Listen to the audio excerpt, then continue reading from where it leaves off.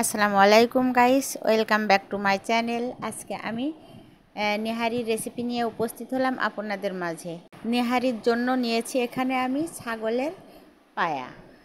আর এখানে মশলাগুলো দেখিয়ে দিচ্ছি। এখানে জয়ফল আছে, জয়ত্রী আছে, আর 3 টুকরা দারুচিনি আছে, শুকনা মরিচ কিছু কাটা আছে কুচি করে, মানে বিচিগুলো ফেলে দিয়েছি, আর 3 টুকরা 4 টুকরা তেজপাতা আছে, লবঙ্গ আছে, গোলমরিচ আছে। এগুলো আমি সব নেহারির ভিতরে দিয়ে দিব। এই যে এর ভিতরে সব দিয়ে দিচ্ছি। আর জয়ফল, জয়ত্রী আর একটা কালো এলাচ, এগুলো বেটে দিব।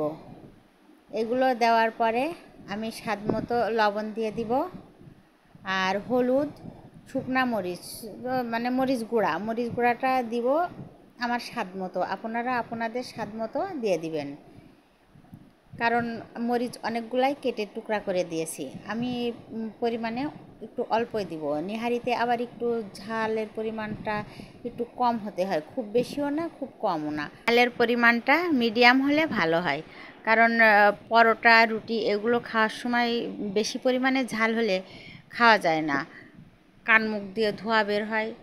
এই জন্য নেহারিতে ঝালের পরিমাণটা একটু কম দিতে হয়।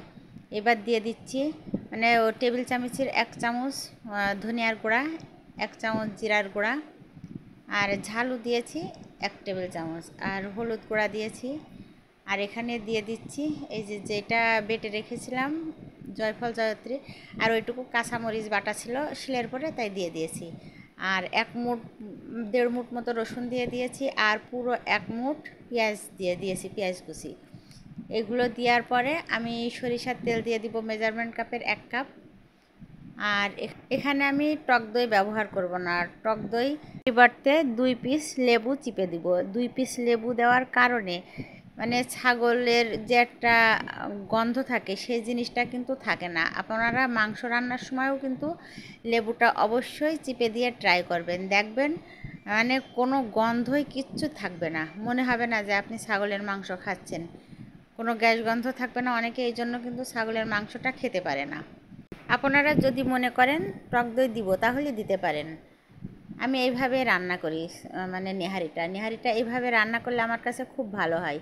আর অনেকে দেখেছি এর ভিতরে মানে পাউরুটি গুঁড়া করে দেয়, এইসব কিছুই লাগে না, কিন্তু নেহারির ঝোল এমনিতে ঘন হয়ে যায়।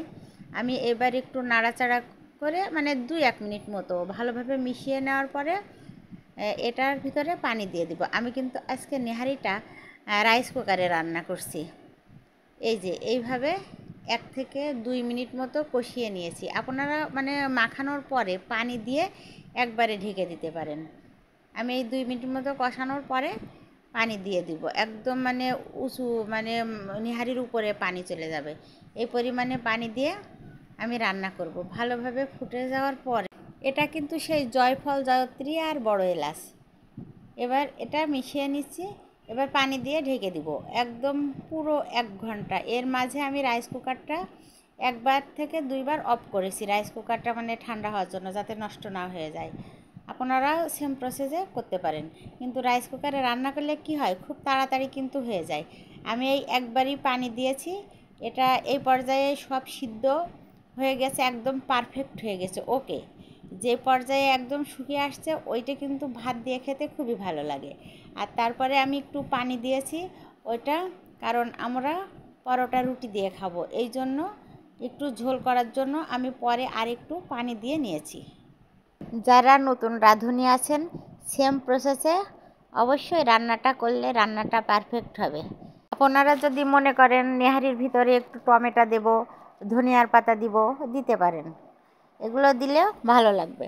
আবার রান্না মানে খাওয়ার আগেও কিন্তু ধনিয়ার পাতা কাঁচাটা ছড়িয়ে দিলেও খাওয়া যেতে পারে।